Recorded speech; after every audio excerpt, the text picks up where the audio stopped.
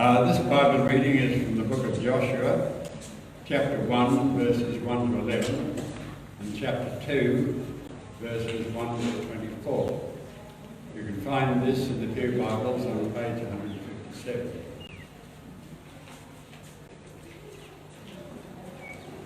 Joshua chapter 1, starting at verse 1. Moses, the servant of the Lord, died. After that, the Lord spoke to Joshua, the son of Nun. Joshua was Moses' helper. The Lord said to Joshua, "My servant Moses is dead. Now then, I want you and all these people to get ready to go across the Jordan River. I want all of you to go into the land I'm about to give to the Israelites. I will give all of you every place you walk on, just as I promised Moses. Your territory will reach from the Negev desert all the way to Lebanon. The great Euphrates River will be to the east. The Mediterranean Sea will be to the west. Your territory will include all the Hittite country. Joshua, no one will be able to oppose you as long as you live. I will be with you, just as I was with Moses. I will never leave you. I will never desert you. Be strong and brave. You will lead these people. They will take the land as their very own. It is the land I promised to give their people long ago. Be strong and very brave. Make sure you obey the whole law my servant Moses gave you. Do not turn away from it to the right or to the left. Then you will have success everywhere you go. Never stop reading the book of the law. Day and night you must think about what it says. Make sure you do everything written in it. Then things will go well with you and you will have great success. Here is what I am commanding you to do. Be strong and brave. Do not be afraid. Do not lose hope. I am the Lord your God. I will be with you everywhere you go." So Joshua gave orders to the officers of the people. He said, "Go through the camp. Tell the people, get your supplies ready. 3 days from now, you will go across the Jordan River right here. You will go in and take over the land. The Lord your God is giving it to you as your very own." We now move ahead to chapter 2, verse 1. Joshua, the son of Nun, sent 2 spies from Shittim. He sent them in secret. He said to them, "Go and look over the land. Most of all, check out Jericho." So they went to Jericho. They stayed at the house of a prostitute. Her name was Rahab. The king of Jericho was told, "Look, some of the Israelites have come here tonight. They came to check out the land." So the king sent a message to Rahab. It said, "Bring out the men who came to your house. They have come to check out the whole land."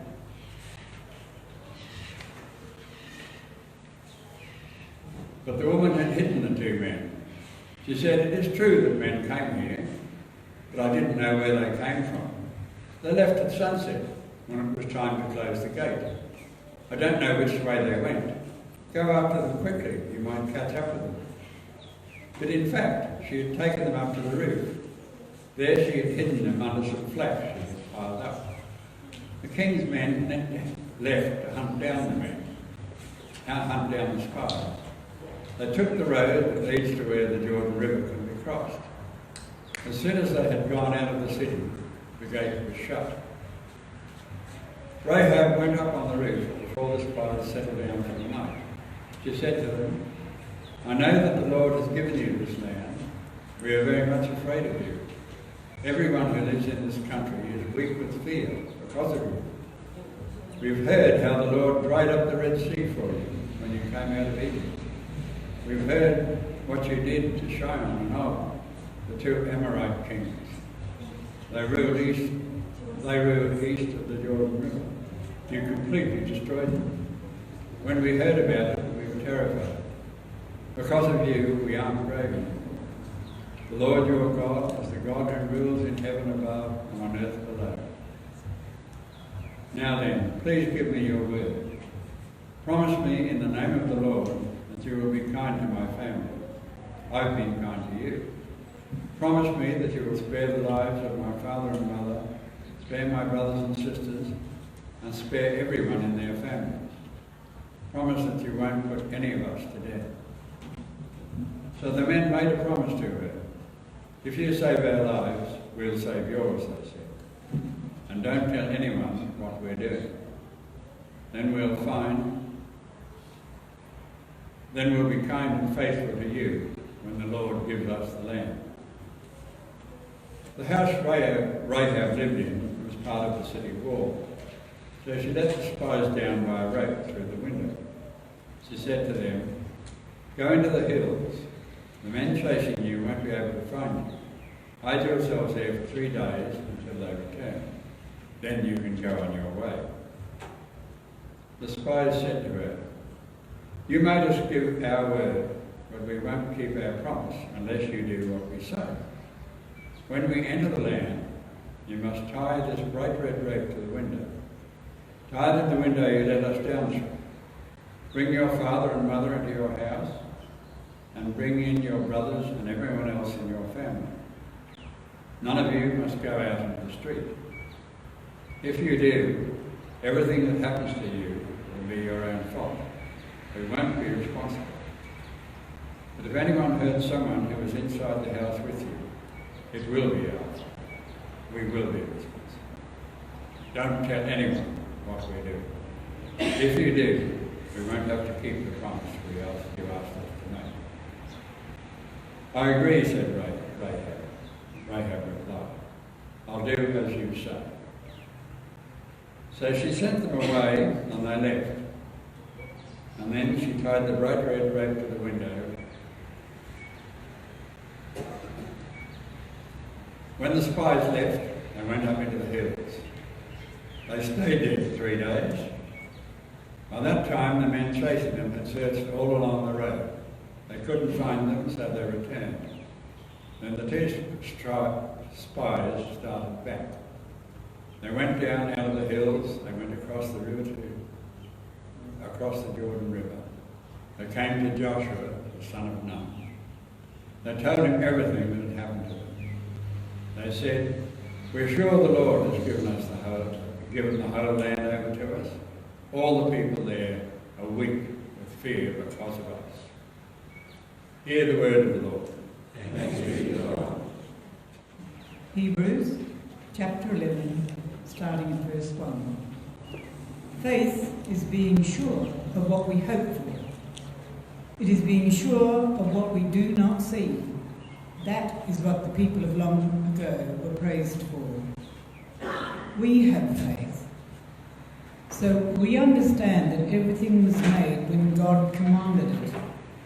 That's why we believe that what we see was not made out of what could be seen. Abel had faith.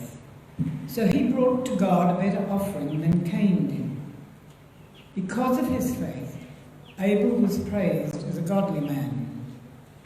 God said good things about his offering. Because of his faith, Abel still speaks. He speaks even though he is dead. Enoch had faith. So he was taken from this life. He didn't die. He couldn't be found because God had taken him away. Before God took him, Enoch was praised as one who pleased God. Without faith, it is impossible to please God. Those who come to God must believe that he exists, and they must believe that he rewards those who look to him.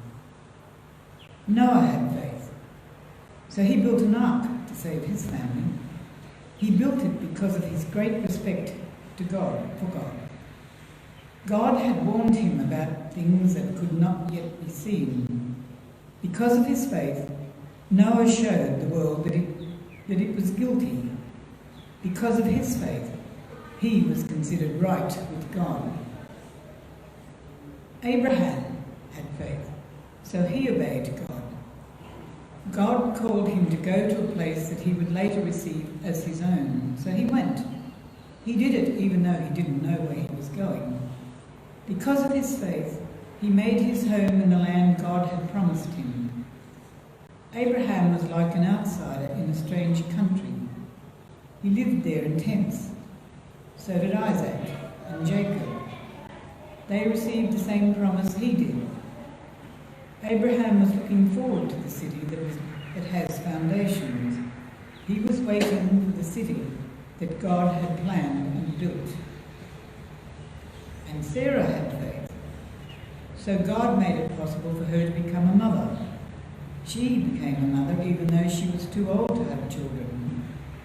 But Sarah believed that the God who made the promise was faithful. Abraham was past the time when he could have children. But many children came from that one man. There were as many as the stars of the sky.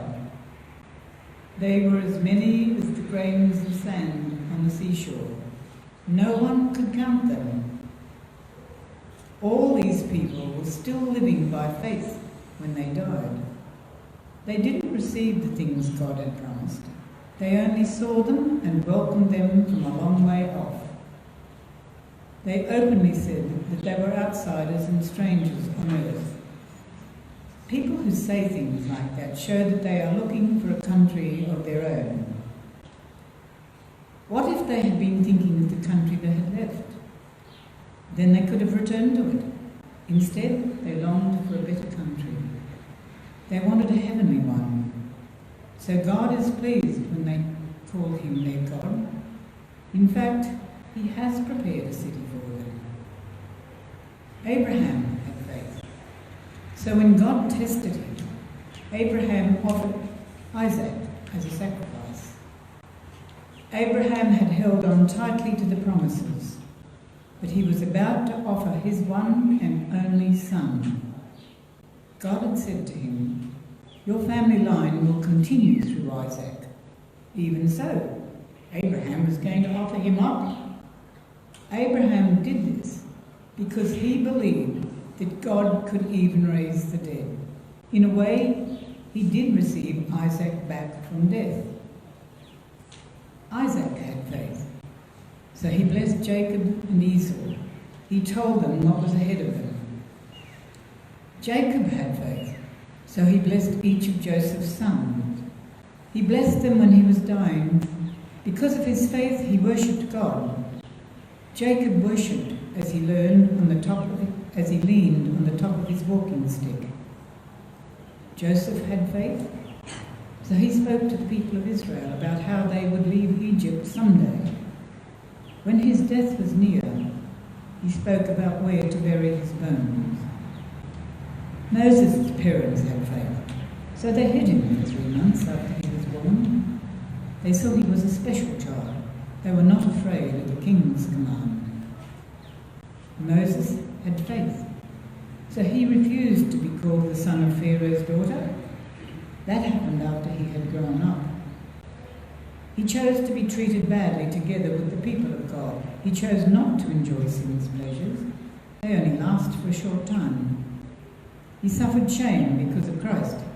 He thought it had great value. Moses considered it better than the riches of Egypt. He was looking ahead to his reward. Because of his faith, Moses left Egypt. It wasn't because he was afraid of the king's anger. He didn't let anything stop him.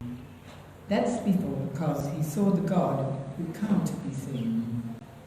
Because of his faith, Moses was the first to keep the Passover feast. He commanded the people of Israel to sprinkle blood on their doorways. He did it so that the destroying angel would not touch their oldest sons. The people of Israel had faith, so they passed through the Red Sea. They went through it as if it were dry land. The Egyptians tried to do it also, but they were drowned. Israel's army had faith, so the walls of Jericho fell down. It happened after they had marched around the city for 7 days. Rahab, the prostitute, had faith, so she welcomed the spies. That's why she wasn't killed with those who didn't obey God. What more can I say? I don't have time to tell about all the others. I don't have time to talk about Gideon, Barak, Samson and Jephthah. I don't have time to talk about David and Samuel and the prophets. Because of their faith, they took over kingdom. They ruled fairly. They received the blessing God had promised. They shut the mouths of lions. They put out great fires. They escaped being killed by swords. Their weakness was turned to strength. They became powerful in battle. They beat back armies from other countries. Women received back their dead. The dead were raised to life again. There were others who were made to suffer greatly, but they refused to be set free. They did this so that after death they would be raised to an even better life. Hear the word of the Lord. Well, good morning once again. I love the great narratives of the Old Testament. They're so well written. They take us on journeys of highs and lows. They take us on adventures with twists and turns. And our Joshua reading was like that. We read only the start of the Joshua story this morning, but all the way through to at least chapter 5, the story just keeps rolling on. Our Hebrews reading included summaries of many of the parts of God's big story that we've looked at so far in this series. The Hebrews reading reminded us of the epic nature of all that God has been doing and of the way many people have responded to God in faith. Well, God made 3 key promises to Abraham. God promised him descendants, a large family, so large it would become a nation.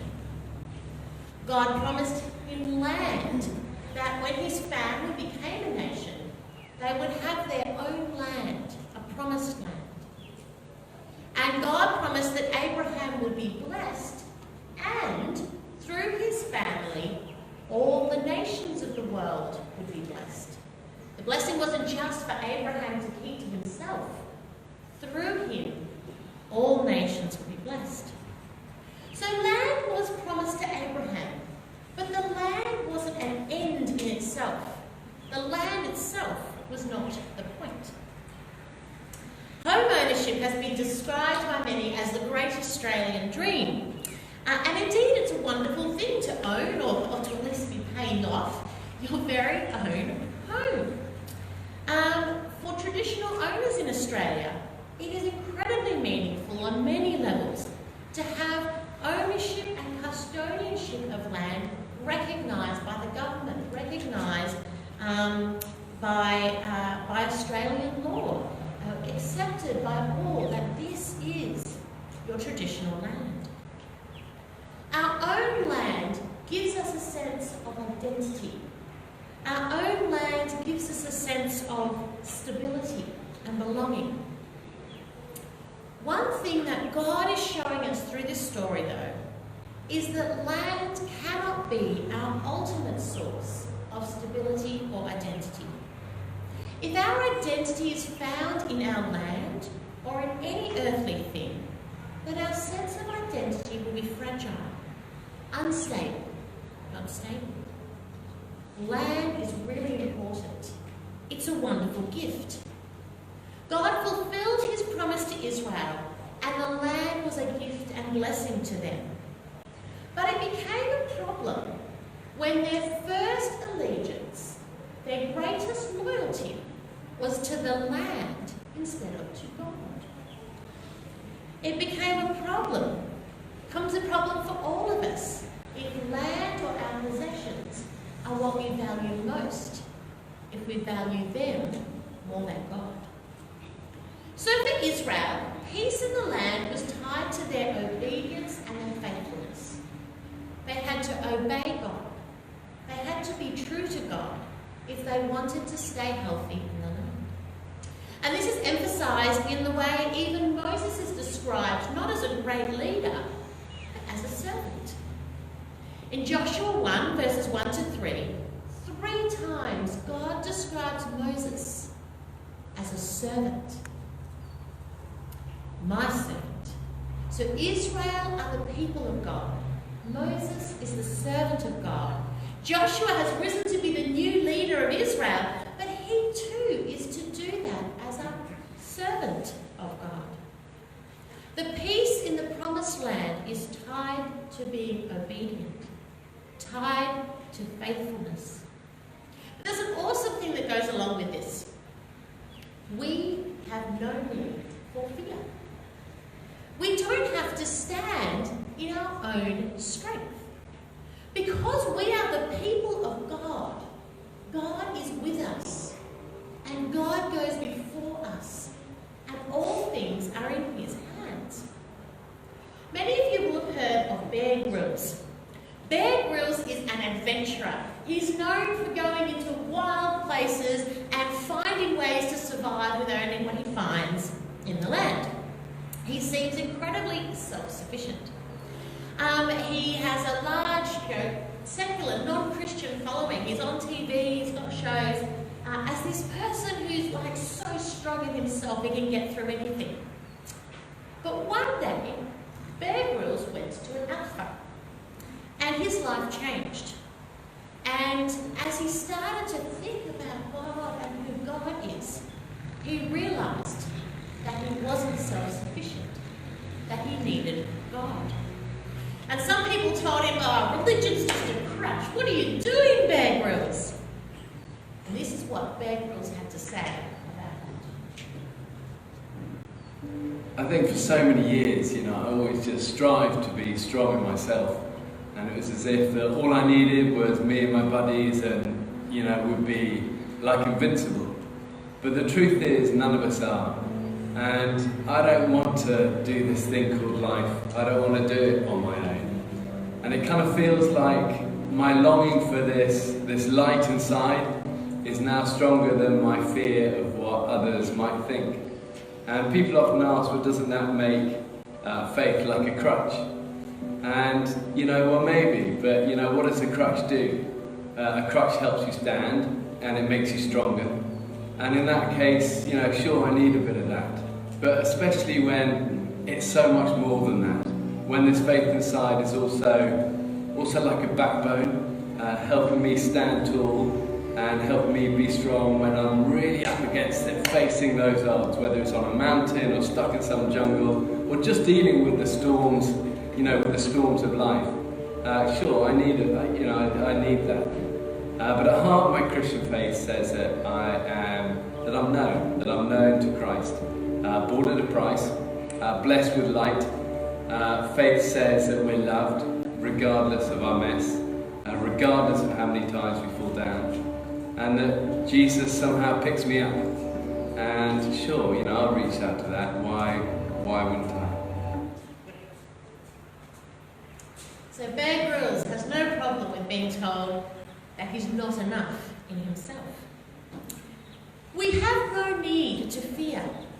We don't have to stand in our own strength, because we are the people of God. He goes with us, and He goes before us. Throughout Joshua 1, there's a repeated phrase, be strong and brave. Now these two ideas of being strong and brave and of obeying God are mixed together. They're intertwined throughout the passage. Here's some of these words from Joshua 1.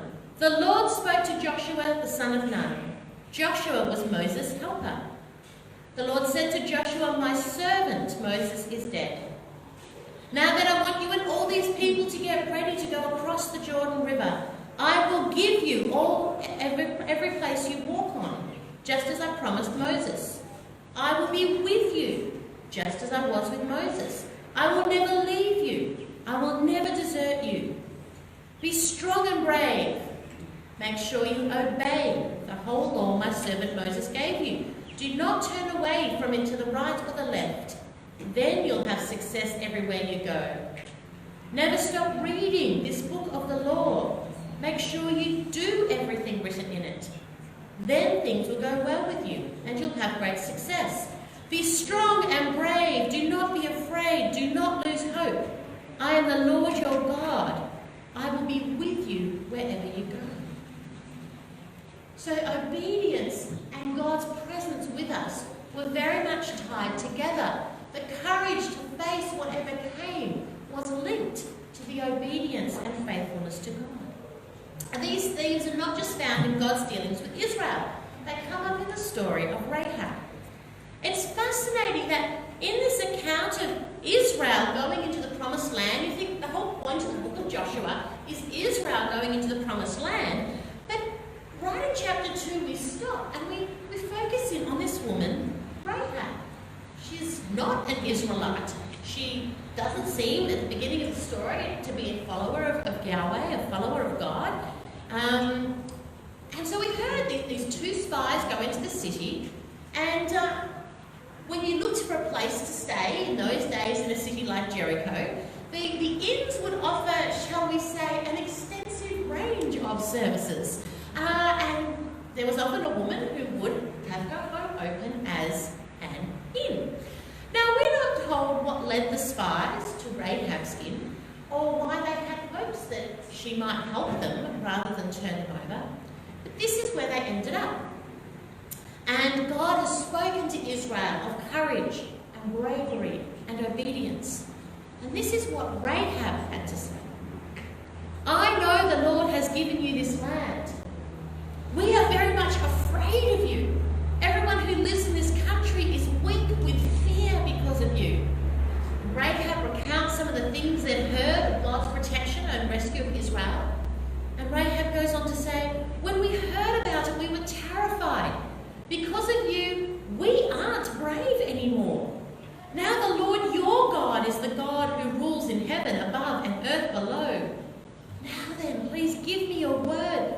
Promise me in the name of the Lord that you'll be kind to my family. I've been kind to you. So while Israel can stand in courage and confidence, obedient to God, the Canaanites are terrified because they know they can't stand before God in that way. And Rahab chooses a different path to most of those of her nation. Remember, one of the promises to Abraham was that through Abraham, all the nations of the earth would be blessed. And Rahab is like a foretaste of that blessing, a foretaste of the blessing to the nations, because Rahab heard what God had done and said. And Rahab believed what God had done and said. And Rahab acted in response to her faith. The salvation of Rahab is an example of what God would have done for others also. If the king or any of the other citizens of Jericho had chosen to turn to God the way she did, their outcome would have been different too. You might think ahead to the story of Jonah, where God pronounced judgment on the city of Nineveh. But when the people of Nineveh as a whole heard and said, God, we are sorry, the nation was spared. So as the Israelites moved into the land, the Canaanites did have an opportunity to repent.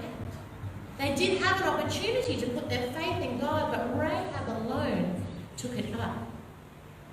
Rahab not only heard, she not only believed, but she acted, taking courage and obedience instead of fear.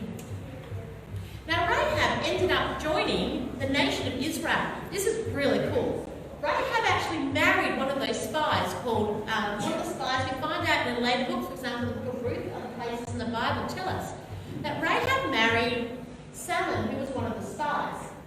And Salmon and Rahab had a son called Boaz, who married Ruth from the book of Ruth. And Ruth and Boaz had Obed, who had Jesse, who gave birth to David, who became King David. So Rahab became the great-great-grandmother of King David. And then David and Bathsheba had a son called Solomon, from whom Joseph came. And they also had a son called Nathan, from whom Mary came. And so Jesus traces his human family line back through King David, back through Rahab. That's where her faith led her. Brought so much into the family of God through faith and obedience. Well, after Rahab helped the spies, and the spies went back to Joshua, it came time for the Israelites to enter the land. And so the Ark of the Covenant that held the law, the tablets of the Ten Commandments, went first, and all the people followed the Ark, and they came to the edge of the Jordan River. And the Jordan River was far too fast flowing for a nation of people to pass through it just there. And this seemed to be a great problem. But these are the people who God had brought through the Red Sea. These are the people who are ready, they're full of courage and faith. And so God told the priests to just walk into the river. So here come these priests, they're holding the Ark of Covenant, and they think, okay, God, and they walk into the river. And as their feet touch the water, the river stops flowing. It just stopped flowing. And there was dry ground, and God told the priests to go and stand in the middle of the river with the Ark of the Covenant. The priests stood there in the middle of the river, and the whole nation could pass through the Jordan River. And when they'd all gone through, God told them to go and get 12 big stones from the riverbed to build an altar to remember that moment. And then the priests were told to now leave the river. And as the priests left the Jordan riverbed, the water began to flow again. Time and again, God is showing them who He is. And then they get to Jericho, where they think we must be in for a battle, and God says, no. Walk around the outside, blowing the trumpets, singing praises, led by the Ark of the Covenant, every day for 7 days. It's a bit like the faith Noah needed to build an ark and hop into an ark where there was no sign of flood. March around the city? Okay, that's what God says, that's what we'll do. Day 1, they march around the city, go back to their camp. Day 2, they march around the city and go back to their camp. Day 3, must be thinking, what is this?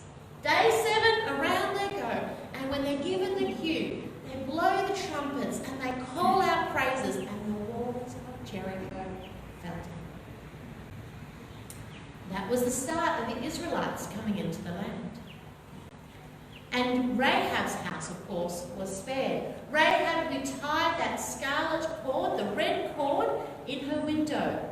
A bit like the Israelites had painted blood over their doorposts so that the angel of death would pass over. So Rahab tied the red cord in her window and was brought into the nation of Israel to even become a human ancestor of Jesus. Now in Hebrew, the name Joshua is the same as the name Jesus. It's the Hebrew name word is Yeshua.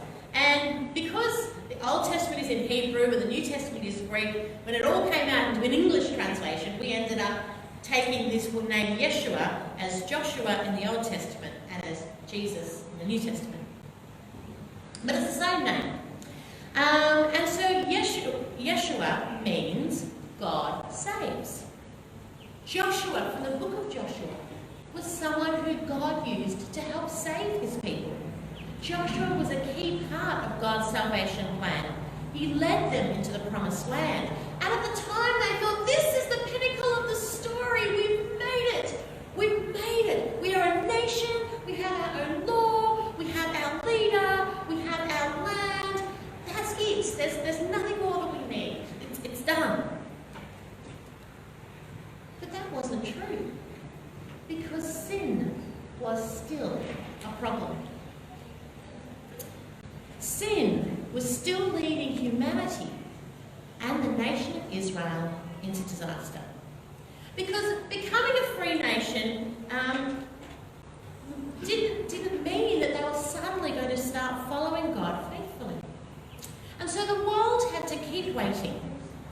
The world had to keep waiting for the perfect Yeshua, the perfect Saviour, who would not only bring peace, but would solve the problem of sin and would solve the problem of evil.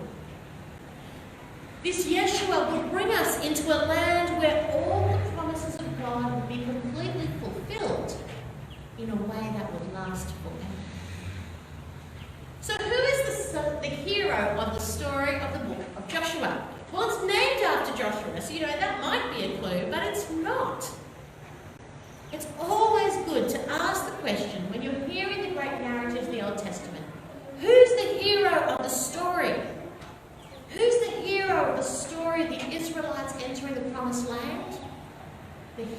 is God.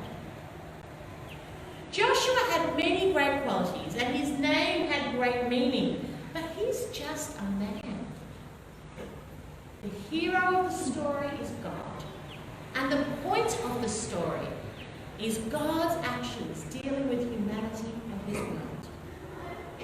This is how our Hebrews reading summarised all that we've been learning about these great people of faith. All these people were still living by faith when they died. They didn't receive the things God had promised. They only saw them and welcomed them from a long way off. They openly said they were outsiders and strangers on earth. People who say things like that show they're looking for a country of their own. What if they'd been thinking of the country they had left? They could have returned to it. Instead, they longed for a better country. They wanted a heavenly one. So God is pleased when they call him their God. In fact, he's prepared a city for them. The physical land of Israel is very special. It's special to the Israelites, it's special to God. I've been there and visited it, and it was a wonderful experience. But the land of Israel was only a temporary home. It's only a shadow of what God has planned for those who will trust in him. No land on this earth, no matter how special it is, can give us the true stability and identity that we long for, because we can only find that in Jesus. We give thanks to God for our temporary home.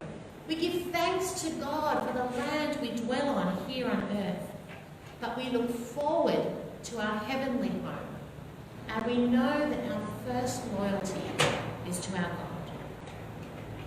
We give thanks to the Lord, who is our God and King, because his love endures forever. So let us stand.